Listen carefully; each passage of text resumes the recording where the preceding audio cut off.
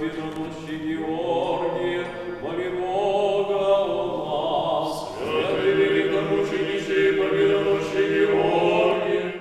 В храм Покрова Пресвятой Богородицы сегодня с самого утра идут люди. Десятки верующих христиан приехали со всей республики, чтобы поклониться мощам Георгия Победоносца и помолиться о мире и благополучии. Встретить святыню христианского мира приехал и председатель правительства Ингушетии Владимир Сластенин. Это глубоко символично, что это происходит в период СВО.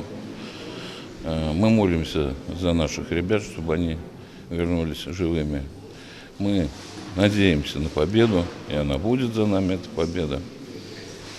Глубоко символично это происходит, потому что в тяжелые годы эти вещи люди обращаются к вере. Вот сегодня мы находимся здесь.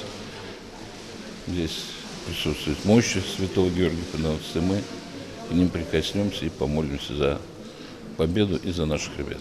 Георгий Победоносец – герой народных сказаний и покровитель Москвы. Согласно преданию, мученик Георгий родился в Палестине, у подножия Ливанских гор. Молодой человек служил при дворе императора Диоклетиана, был храбр и отважен. И во время гонения на христиан Георгий раздал свои имения бедным, освободил рабов и объявил себя христианином перед своим Цезарем, которого обличил в жестокости и в несправедливости, и впоследствии чего был подвержен мучительным пыткам и обезглавлен. Сегодня христиане со всей страны почитают его и в молебне просят у Бога и святых поддержки и благодарят их за милости и дары. Великомученик Георгий остался верен своему народу, своему отечеству, своему воинству, своим подчиненным и, самое главное, верным Богу.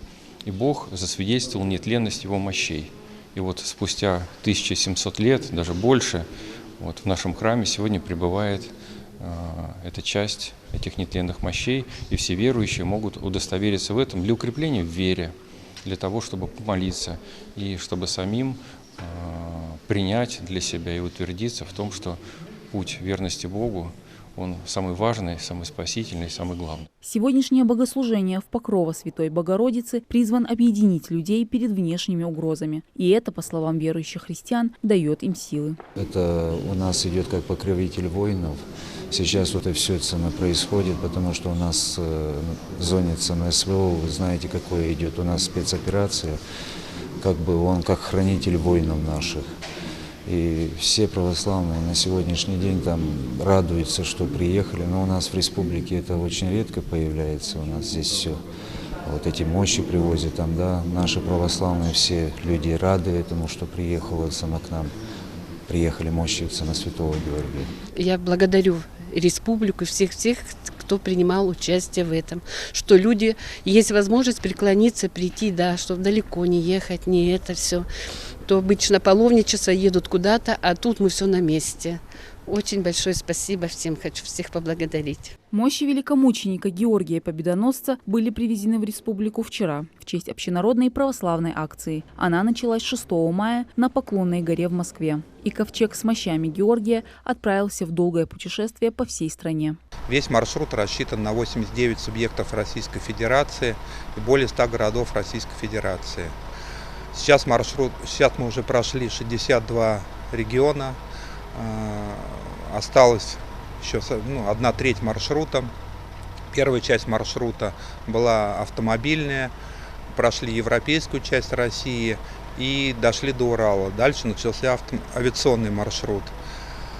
Прошли весь Урал, Сибирь, Дальний Восток, север страны, и с Мурманска опять продолжился автомобильный маршрут. Всего к мощам Георгия Победоносца приложилось более 500 000 человек.